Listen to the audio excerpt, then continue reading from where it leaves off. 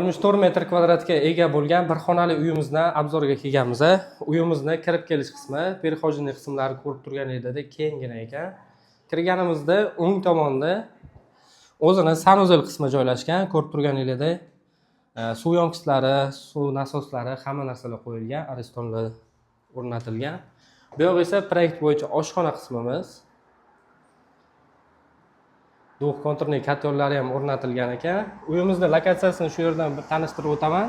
Bu yoqda Zaynab market, yonida esa 21-maktab joylashgan. Mashhur Kolla magazinining ko'chasi. Shu uydan bilasizlar, bir oy ichida juda ko'p uylarni sotib tashlaganmiz. Oshxonadan chiqqanimizda kirib kelganda to'g'rida mana shu xonamiz joylashgan. Ko'rib turganingizdek, katta va keng xonamiz hisoblanadi. Uyimizda metr kvadrati ham o'zi katta, 64 metr kvadrat bu hazil kvadrat emas, bir xona uy uchun. Bu yoq balkon qismi.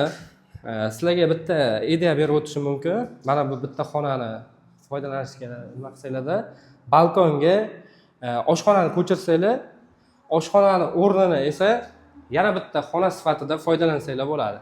Faqat duh konturli katyon turadi. Mana shu yerda masalan spalniy sifatida foydalansanglar bo'ladi.